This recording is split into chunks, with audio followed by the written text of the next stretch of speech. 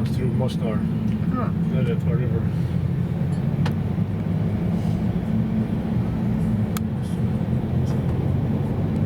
And the area that we're going to be driving through is heavily agricultural because of the river. And it's a very flat area, which is not very common in these parts. As you know, it's quite mountainous and very close to the water. And because of the river meeting the sea in a delta pattern, it has a lot of those little channels prior to entering the sea.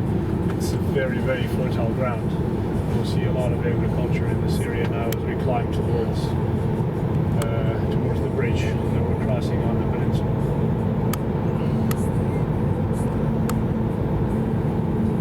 As far as I can see, it looks like some rowing competition or something.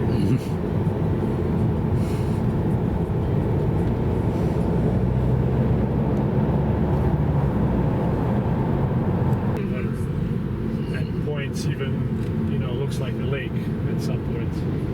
If you go to Bay of Kotor in Montenegro, it's because of the specific geographic layout, it's constantly open water, but it seems like you're in a lake because there's land on each side of when you're driving, so it resembles a lake. And they also in the Bay of Kotor have a large production of oysters and mussels for the very same reason.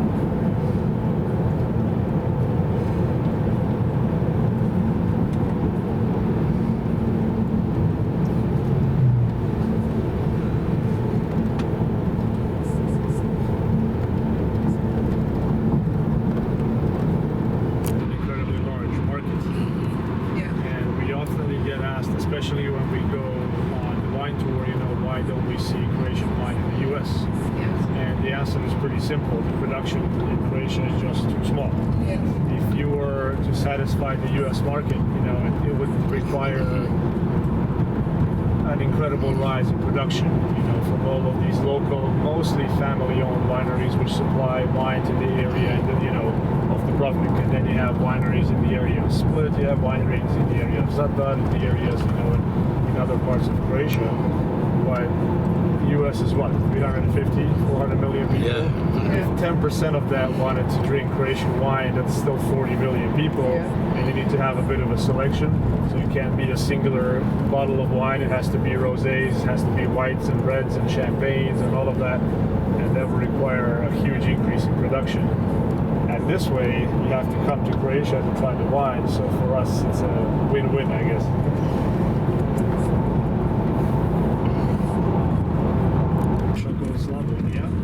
Which is virtually a big flat piece of fertile land, and most of our agriculture on a national level is produced in that part of Croatia, the eastern part.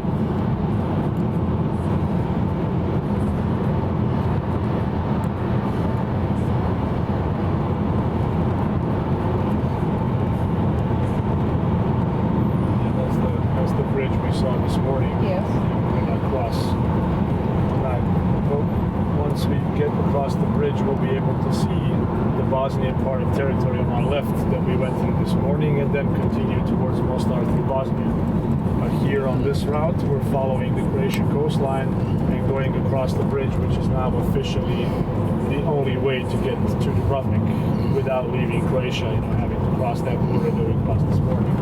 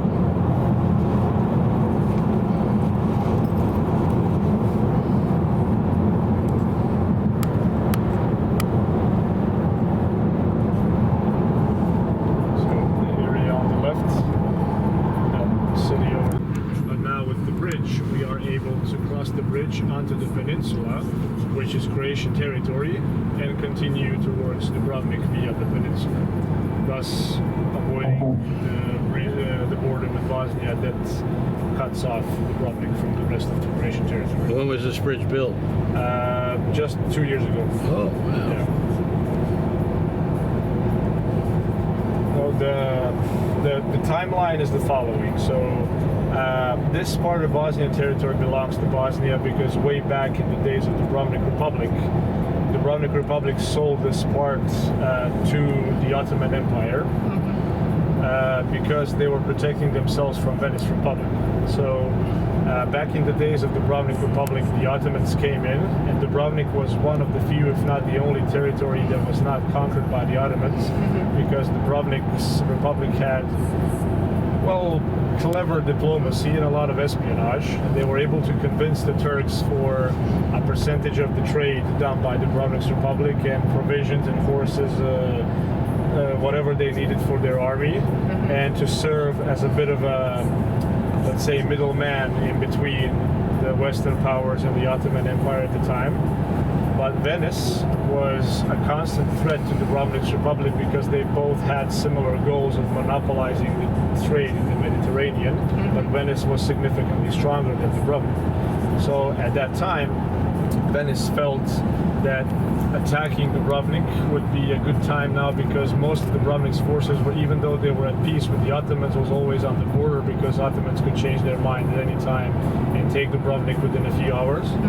And Venice felt this might be a good time to attack, but what Venice knew and Dubravnik knew as well, that Venice would have to attack by land because Dubravnik was too well fortified and had a fleet large enough to, have Venice sustain heavy losses, even though in the end Venice would probably win, but at too great of a cost if they tried a naval attack. So they were aware that they would have to attack on land.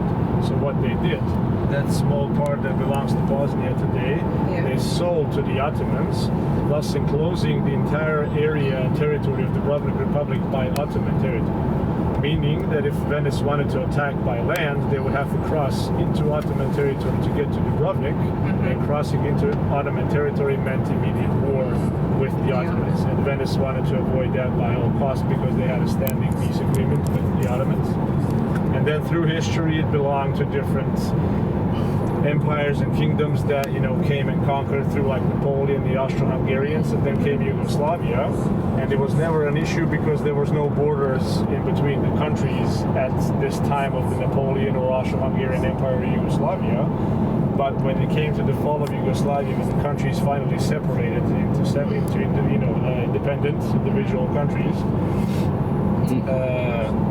Croatian government's decision was to let Bosnia keep this part of territory because officially it does belong to them by the historical timeline, and it's their only exit on the water, so there's also an economic significance to that part.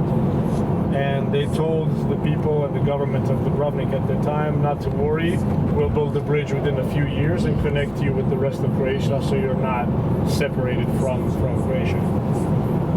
30-something years passed, the bridge was never constructed, and the reason why we have this bridge now is because we joined the European Union, and the European Union funded most of the bridge's construction in order to connect Dubravnik via road, because it doesn't make sense entering the Eurozone and the borderless system in between the European Union countries if you have a part of your country separated by a non-EU border. So despite the government's promise of building the bridge, it took them 32 years to eventually have the European Union build the bridge to connect the public. And to make matters worse, when the talks of the bridge finally started and the project came into realization, they said that this road here will be 2 lanes per side because Dubravnik doesn't have the highway reaching it, so it will make traveling from Dubravnik and reaching the bridge a little bit easier. But when the road was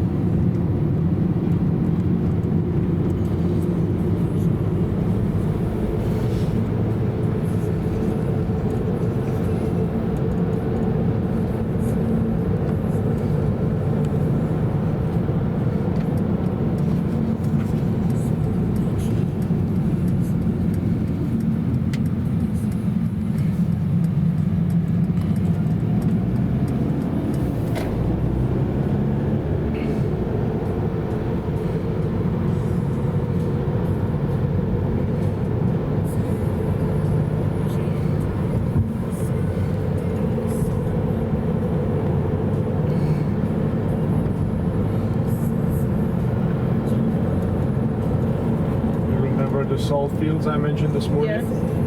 They're right there.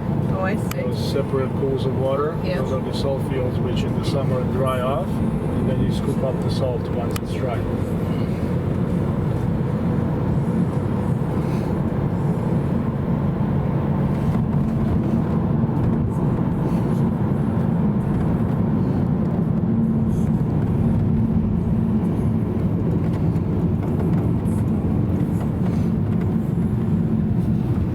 Yes, this is quite narrow.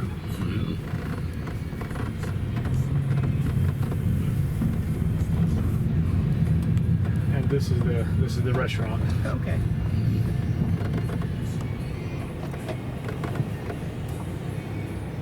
Very pretty. That is very nice.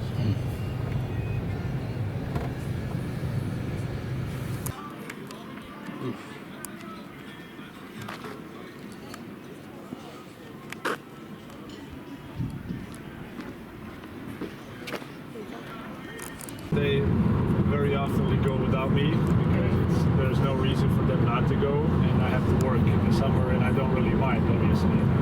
Whenever I can, even if they are already there, I'll jump on my motorcycle and just make my way there, spend a few days, and it's really helps me to survive the long tourist season that we have.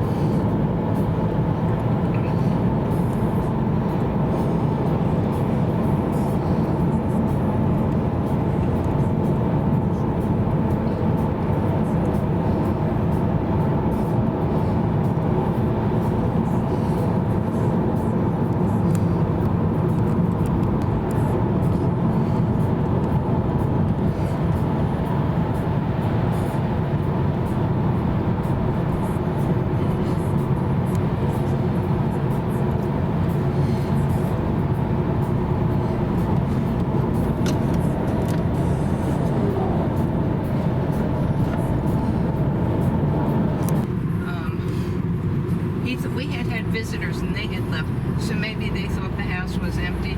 But he was the ringleader. Was this in Egypt? Or? Egypt, yeah, Egypt. And he worked in Cairo and Zamalek. We were living out in Madi, which is a suburb.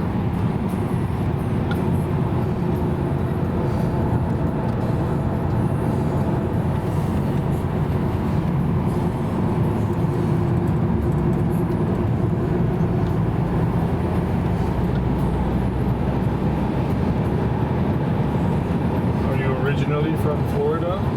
No, we're both originally from New Jersey, outside of New York City, a ways.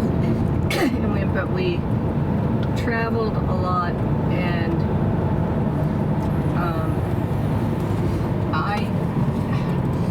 I went to Florida State to get my master's. He went there to get his undergraduate degree after the Air Force, and from there he joined Exxon. I did some other things. So we lived in Maryland.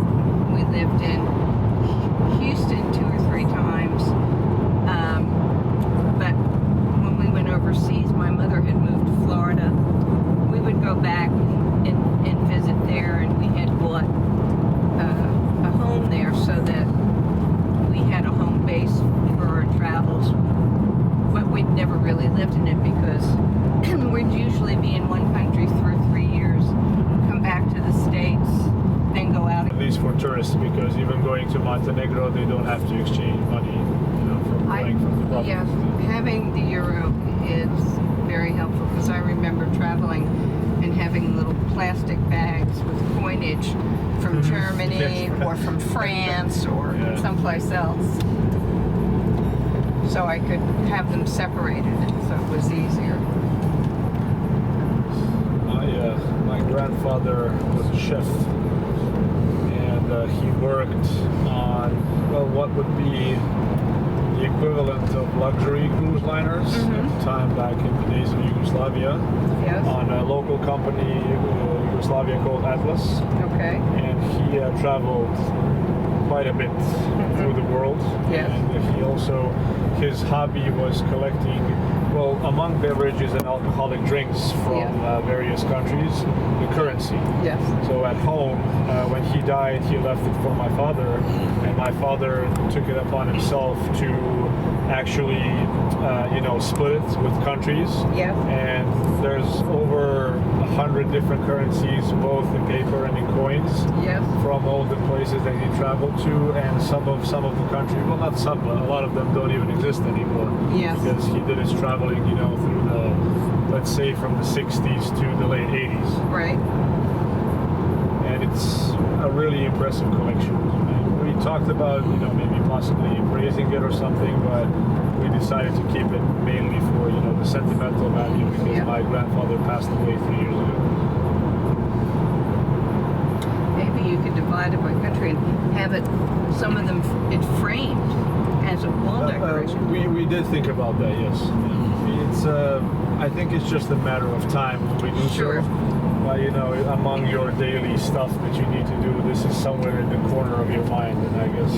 And your monetary resources might be better spent someplace else, like on diapers, rather than framing. Maybe, yes, but Right. it's not Framing really. coins. I mean, it's not really that expensive.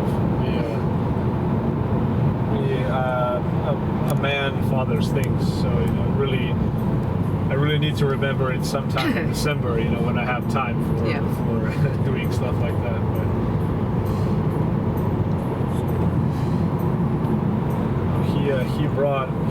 he loved buying beverages which were traditional for the country that he's in, and I think there's a collection of over 50 bottles from various parts of the world, and he gave both me and my brother a couple of bottles and said exclusively if we're gonna open them for like special occasions, or if we just want to keep them.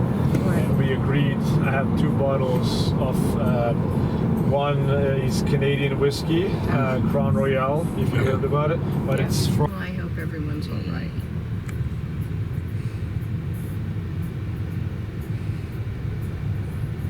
Yeah, in the summer months, especially of July and August, we have huge issues with traffic because of that Albanian transit that I told you this morning. They drive very fast and very reckless, and in those 2 summer months, almost 80% of the traffic accidents are caused by Albanian and Kosovo transit that's going through Croatia. And this is most definitely not it, because all the Albanians have gone back home because the school break is over. But it reminded me immediately of that, because in July and August, it's very seldomly for me that a day passes that I don't see something happening on the road. That's too bad.